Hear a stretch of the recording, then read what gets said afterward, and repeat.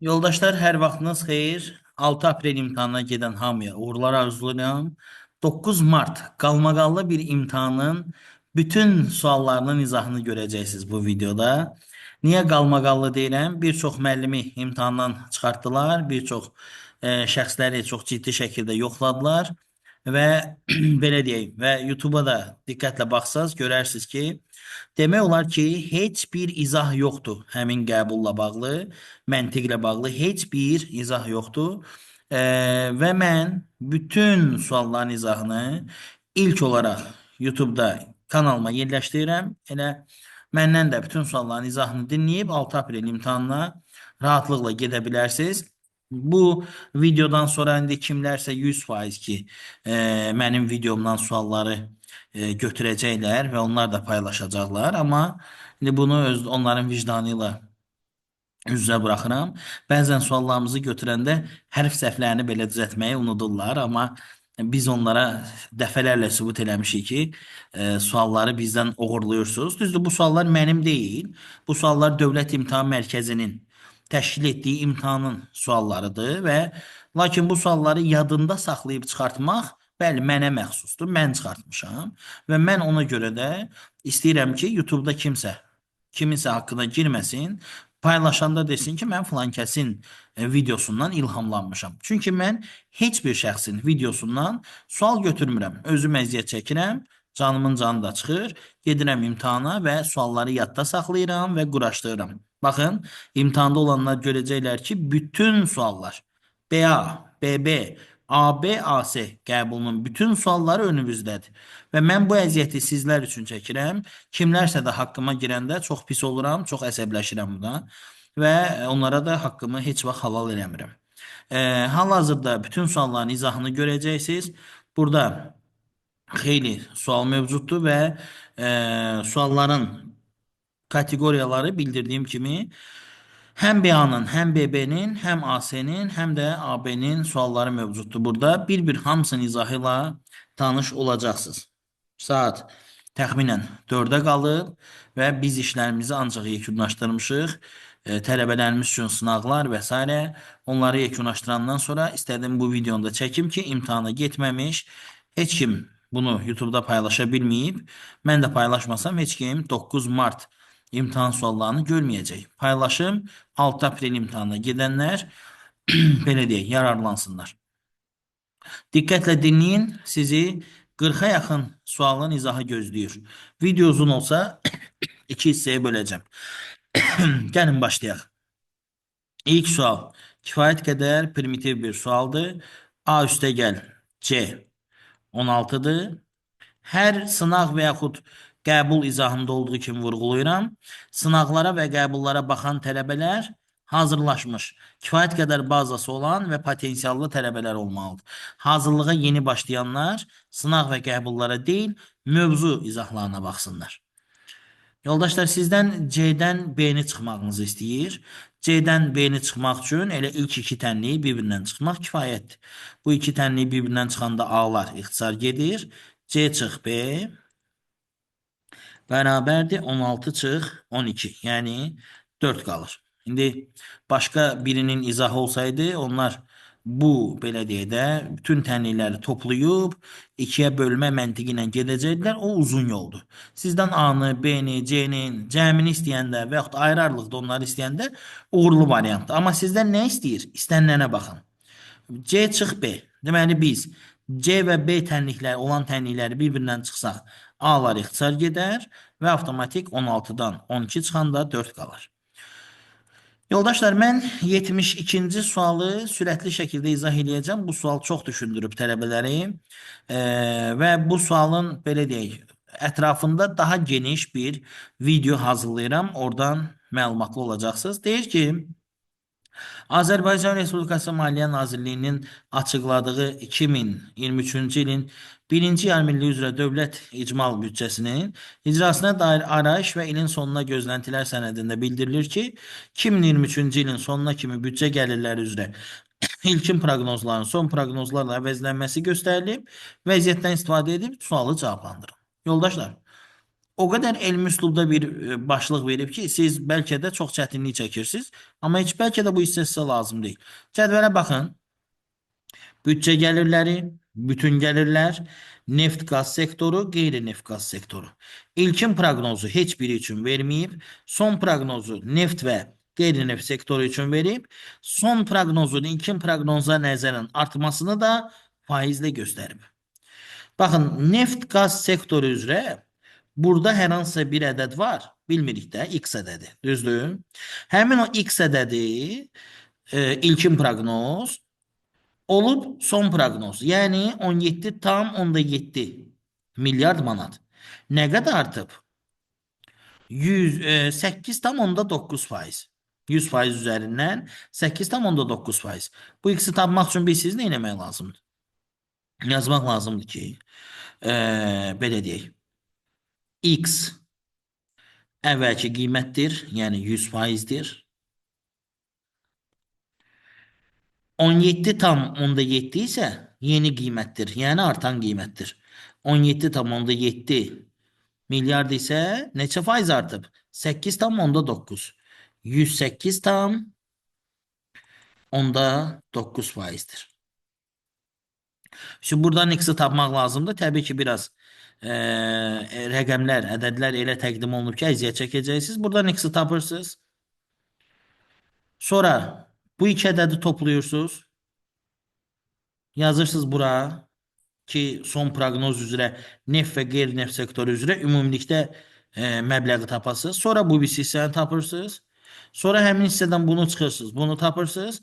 Müqayisə aparırsınız ki, neçə faiz artıb. İndi mən bu videoda çox vaxt getməsin deyə bunu ayrıca bir izah kimi çəkib yerləşdirəcəm. Hələ heç kim çəkməyib bunu. Yəqin ki, çoxunda bu sual belə yoxdur. İndi bizim videodan baxacaqlar, götürəcəklər və çəkib qoyacaqlar. Hakkımıza da girəcəklər. Yəqin ki,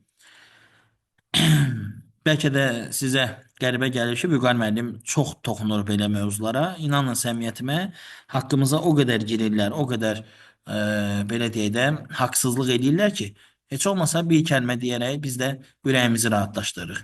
Biz gedirik, gözümüzün nurunu tökürük, komitenin içine giririk, bunları yadda saxlayırıq. Gecə saat 4-də 5-ə işləmiş video hazırlayırıq.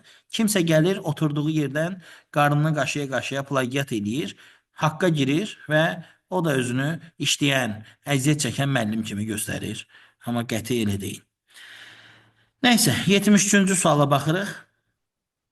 Deyir, sual işaretinin yerine uygun cevapları tapın ve onları artma sırasıyla düzün. Bu B kategorisinin açıq sualı kimi düşmüştü. Bakın, 1 ile 1'in cəmi 2 eləyir. 2'ni 2'ye böləndə 1 eləyir. 2 ile 7'in cəmi 9 eləyir. 10'u da 3'e böləndə 3 eləyir. 5 ile 2'nin cəmi 7 eləyir. 1'e böləndə 7 eləyir. Kısacası kenarları toplayıp ortaya bölür. Bak, 4 ile 4'ün cəmi 8 eləyir. 4'e böləndə nə eləyir? 2. 1 ile 7'nin cəmi 8, yine 4'e böləndə 2. 2 de 2'ye bərabərdir. Qıraqların cəmini ortaya bölür. Şimdi burada 6 plus 1 7, böldüm 7'ye 1. 4 plus 5 9, böldüm 3'e 3. 3 plus 3 6, böldüm 3'e 2. 6 plus 2 8, böldüm 2'ye 4. Bu ədədləri artma sırasıyla düzün. Yəni balacadan başlayın. 1'den başlayırıq. 1 nömrəli ədəddir. Sonra 2, nömrə 3. Sonra 3, nömrə 2. Sonra da 4, nömrə 4. Cavab 13, 24. C variantı. Bu qəbulda kifayət qədər asan suallar da var idi, kifayət qədər çətin suallar da var idi. Baxın, A və B məchullarını bura qoyacağıq, 34'e bərabər eləyəcəyik. Sadə operatordur. A yoxdur, A'nın yerində A qalacaq elə. A'nın kubu. Çıxılsın, B'nin yerində 30'dur. 30. Misalın da ümumi cavabı nədir? 34. Bərabərdə 34'e. A'nın kubu 64'e. A da nəyə bərabərdir? 4'e. Nəyin kubu 64'dür? 4'ün. 75-ci sual. Gavalı meyvədir. Bəs kəpənək nədir? Kəpənək də həşəratdır. 76-cı sual. Mənim bununla bağlı çox gözəl bir video izahım var. Hətta mən bu sualı ilk dəfə 2 il öncə izah eləmişəm. Həmin dövrdə heç bu sual aktual değildi, amma mən bilirdim ki, haçansa düşəcək. Çox qəşəng izah vermişdim, amma bu yaxınlarda bunu təkmilləşdirmişəm. Gəlin təkmilləşdirdiyim videonu bu videonun altına pinləyək. Siz onu daxil olun, baxın. Və yoldaşlar, sonra bu sualı sərbəst şəkildə cavablandırın. Gəlin cavabını elan edeyim. Burada cavab 1, 4 və 3'dür. 2 ilə 5 buna uyğun deyil. Deyir, hansı fiqurdan dəfələrlə istifadə edib şahmat taxtası yaratmaq olar. Çox gözəl xassələr demişəm həmin videoda. Mütləq baxın. Yaxşı, mütləq. Videonu aşağıya yerləşdirirəm. Əməkdaşımıza da yazıb istəyə bilərsiniz. Ümumiyyətlə əməkdaşımızın nömrəsini də vereyim. 051 548 25 29. Əməkdaşlarımıza da yazıb istəyə bilərsiniz şahmat sualının izahını, amma videonun altında da tapacaqsınız. 77-ci suala keçirəm. 77-ci sualda deyir ki, natamam cütü tamamlayın. Baxın, it heyvandırsa, balta nədir? Balta da alətdir. Analogiyalar, bu imtahan asan düşmüşdür. Tənlidir, bu daha doğrusu bu tərəzidir. Tərəzini necə həll etmək lazımdır? Bizdən 2 dənə dairəni istəyir. Gəlin 2 dairəni bir yerə toplayaq. Yəni bunları çarpaz toplayaq. Baxın, kvadrat, kvadrat, 3 dənə üçbucaq. Bunları topladım bir yerə. Bərabərdir bu bisilərin cəminə. Bir dairə, bir kvadrat, 2 üçbucaq, yine bir daire. Fikir verin, kvadrat kvadrata apardı. Üçbucaq üçbucağı apardı. O birisi üçbucaq da o birisi üçbucağı apardı. Avtomatik 1, 2 dənə dairə, yəni bizdən soruşulan bərabər oldu 1 kvadrat, 1 üçbucağa. Cavab D variantı. Toplanandan da yer dəyişəndə cəm dəyişmir. Növbəti sual. Şəkildə neçə düz bucaq var? Yoldaşlar, düz bucaqlı yox ha. Düz bucaq. Yəni 90 dərəcəlik bucaq. Bilirsiniz ki, 2 xət bir-biri ilə perpendikülər kəsişdirsə, orada neçə dənə düz bucaq var? 4 dənə düz bucaq var. Bu formada da keçərlidir. Yəni bax burada da 1, 2, 3 və 4 dənə düz bucaq var. Gəlin sayaq. Qalın nöqtələr qoyduğum yerdə 4 dənə bucaq olduğunu düşünürəm. Baxın. Burada 4 dənəsi var.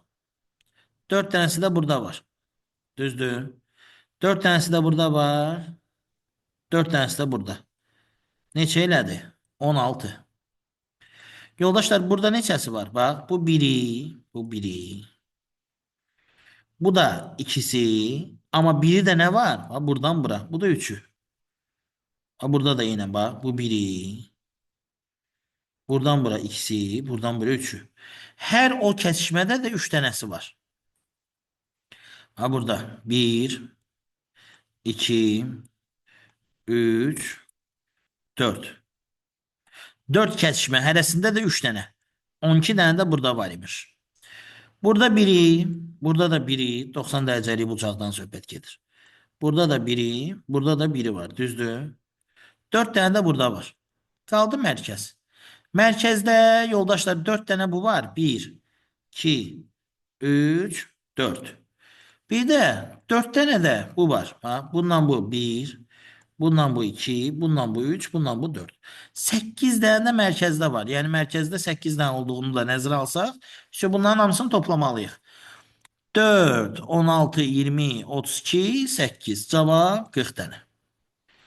Davam edirik növbəti suallarla. 80-ci suala keçid edirik. Verilmiş sözlərin ikisinin bütün hərflərindən istifadə etməklə yeni söz yaradın. Düzgün cavab sak və rahib. Baxın. S, A, K, R, A, H, I, B. Düzgün cavab sahibkar. Sahibkar söz əmələ gəlir. Cavab 2 ilə 3. Y variantı. Növbəti video keçirik. Üzr istəyirəm, növbəti suala keçirik. Bu da rahat sual idi. Yoldaşlar, indi belə deyək. Bəzi görəcəksiniz ki, rahat sual çoxdur. Sizdə yanlış anlaşılma formalaşacaq ki, nə rahat imtahan olur. Düşünün ki, burada müxtəlif imtahanların sualları var. Yəni müxtəlif imtahanlardır. Burada BB var, BA var, AC var, AB var. Çətin suallar var. Müxtəlif suallarda da asanlar var. Birləşdirəndə biraz say çoxalır. Asan sualların çoxluğu sizi yanlış belə deyim də yönləndirməsin. Üzü aşağı baxsaz 2, 2, 2 artır. Yine 2, 2, 2, 2, 2, 2. Burada da 2, 2, 2. Cevap 29. Yana da baxsaq 4, 4, 4, 4. 5, 5, 5, 5. 6, 6, 6, 6. Yəni həm sağa, həm də üzü aşağı cavab alınır. Baxırıq 82-ci suala. Atanın yaşını göstərən iki rəqəmli ədədin rəqəmləri cəmi 5-dir. Yoldaşlar, rəqəmləri cəmi 5 olan nə ola bilər? 14, 41, 23, 32. Əvvəla bir ata niyə 14 yaşında olsun ki? Düzdür. Deyir, həmin ədəd oğlunun yaşını göstərən ədəddən 4 dəfə böyükdür. Deməli, həmin ədəd 4-ə bölünməlidir. Nə 41 4-ə bölünmür, nə də 23. Deməli, atanın neçə yaşı var? 32. Oğlundan 4 dəfə böyüksə, onda oğlunda 8 yaşı var. Neçə il əvvəl ata oğlundan yaşca 7 dəfə çox olardı, böyük olardı. Neçə il əvvəl deyir, deməli, atada neçəsə il cavan idi, oğlu da neçəsə il cavan idi. Və ata oğlundan 7 dəfə böyük idi. Oğlu vurursan 7-yə, bərabərsən atasına. 32 çıx. X bərabərdir 56 çıx 7x. Buradan 6x beraberdir 24. X da beraberdir 4. Həqiqətən də 32 yaşlı atanın üstüne 4 yaş gəlsən eləyir. Bircə dəqiqə 7 dəfə çox. 4 il əvvəl. 4 yaş çıxsan eləyir 28. Uşağın da neçə yaş var idi? Uşağın da 8 yaş var idi. 8-dən də 4 çıxsan eləyəcək 4. Həqiqətən də 28-i 4-ə bölsən eləyəcək 7. İndi yox, baxırıq 83-cü suala. Ardıcıllıq sualıdır. Baxın. Aralarındakı fərqə baxın. 6, 6, burada 13, burada 12. Yox, fərq deyil. Aha, tapdım. 8-i 2-yə vurmuşam 16, 1 çıxmışam. 7-ni 2-yə vurmuşam 14, 1 çıxmışam. 14-ü 2-yə 28, 1 çıxmışam. 25-i 2-yə 50, 1 çıxacam, 49. İndi nəyi 2-yə vurmuşam, 1 çıxmışam. 100-dən 1 çıxanda 99 eləyir, onu da 2-yə bölürəm 50. Baxın, 50-ni vururam 2-yə 100, 1 çıxıram 99.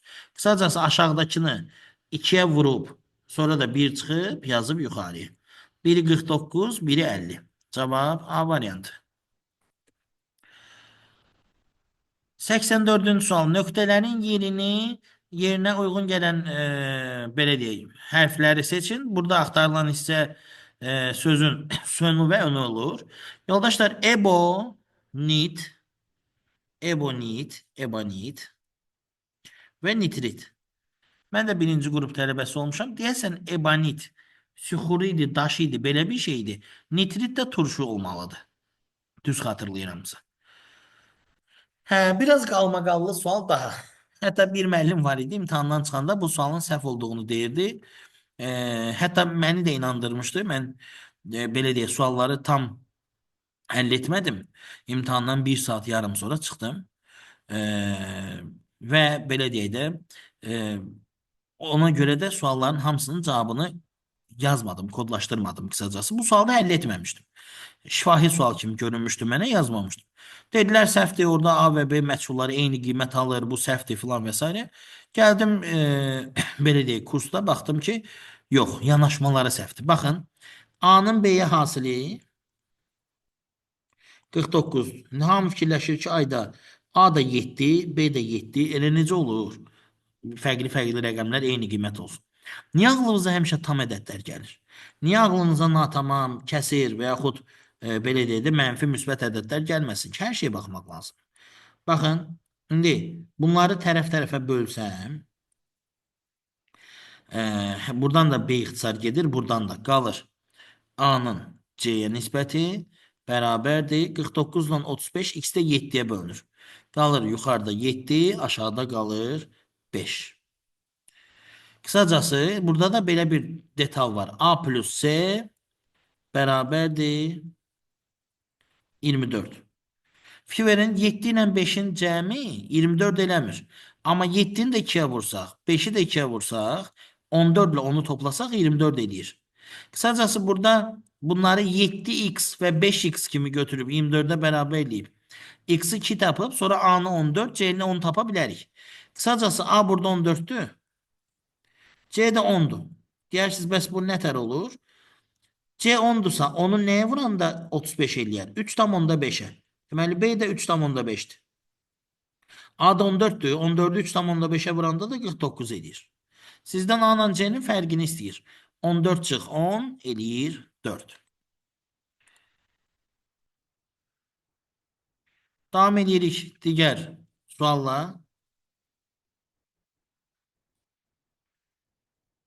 Bu sualda bizə nə deyir? Yoldaşlar, sağ tərəfdə bir dənə də sual var. Bu sualı indi ağardıram. Söhbət saat məsələsidir və maraqlı bir sualdır.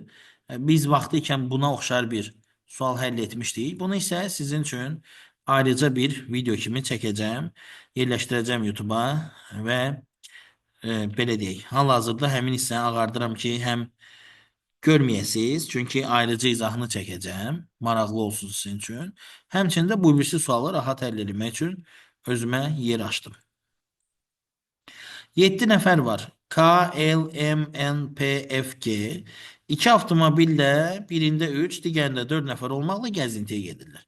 Birində 3 nəfər, birində 4 nəfər gəzintiyə gedirlər. K və N müxtəlif avtomobildədirlər. Deməli K və N eyni yerdə deyirlər. Bundan yazdım ki, bərabər deyirlər. Eyni yerdə deyirlər. P ya N ya da G ilə ikisindən biri ilə eyni avtomobildədir. Ya P ilə N eyni yerdədir, ya da P ilə G. İndi temaya baxın.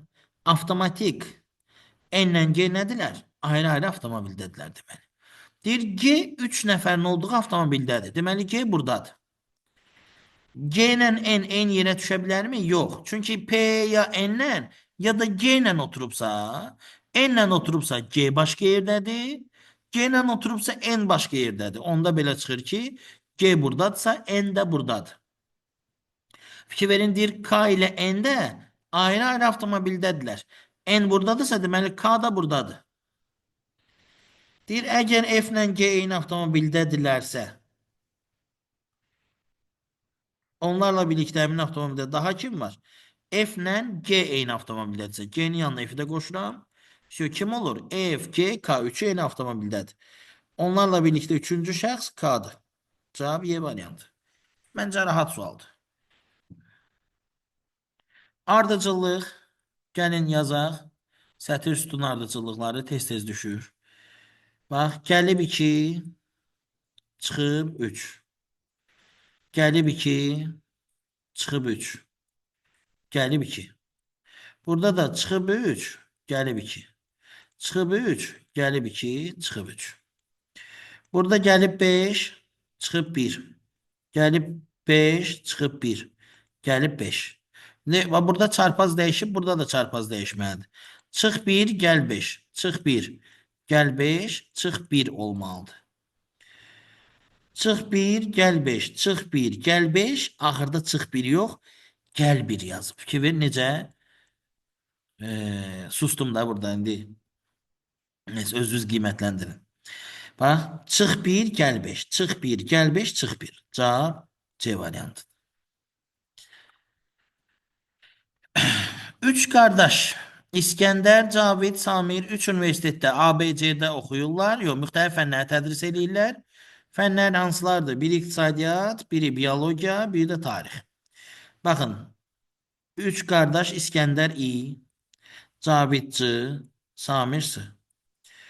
Bunların universitetləri A, B, C. Dimin kitabında var bu sual. Biz bunu tələbələrimizə işlədirik imtahana gedənə qədər. Yəni bizim tələbələr üçün bu dəfələrlə gördükləri sualdır. Ümumiyyətlə belə təvazökarlıqdan kənar olmasın. Bizim tələbələr imtahana gedənə qədər bütün sual tiplərini görürlər. Yəni biz onlara imtahanda sürpriz yaşamaq belə deyək də şəraiti yaratmırıq. Bütün sual tipləri dərslərdə tədris olunur.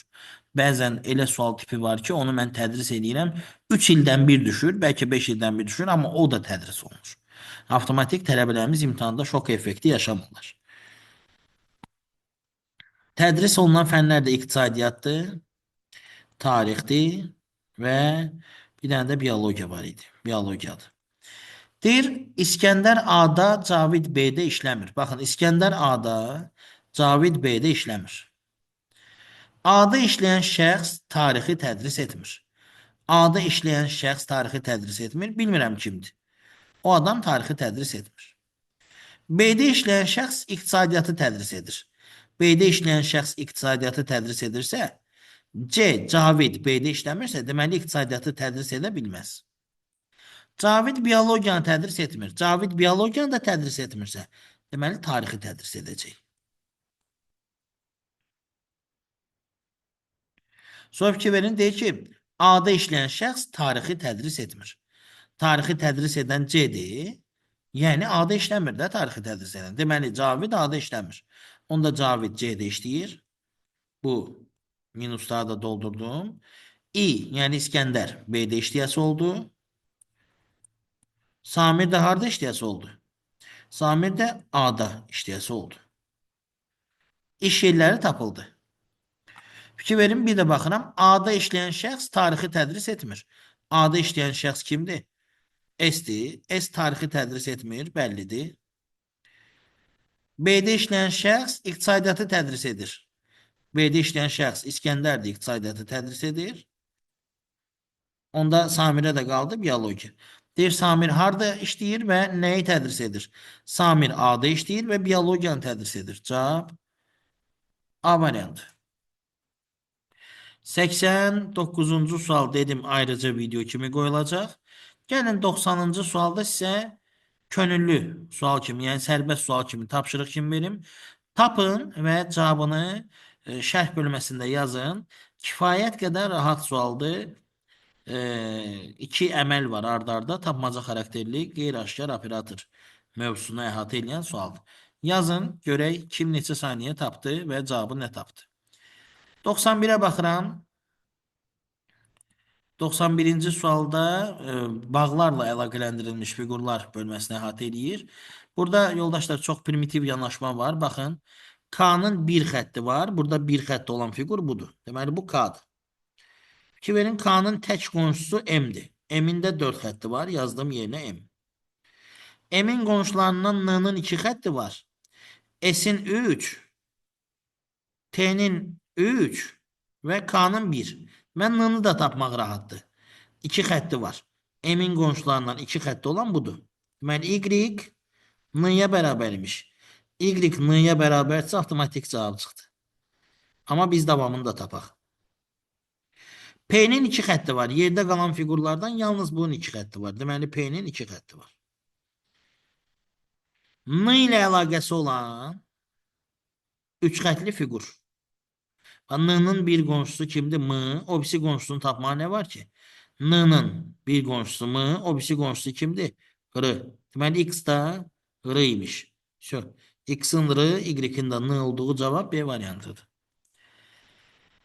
Yeni yoldaşlar, videonu dayandıraq. Bundan sonraki sualları isə növbəti video izahda görəsiniz. Sıxılmayasınız, yorulmayasınız. 2 hissədən ibarət olsun. Onsuz da biz hissələri bir-birinin ardınca paylaşırıq. Buna baxın, fasilə edin, sonra keçin digər videoya, ikinciyə də baxın.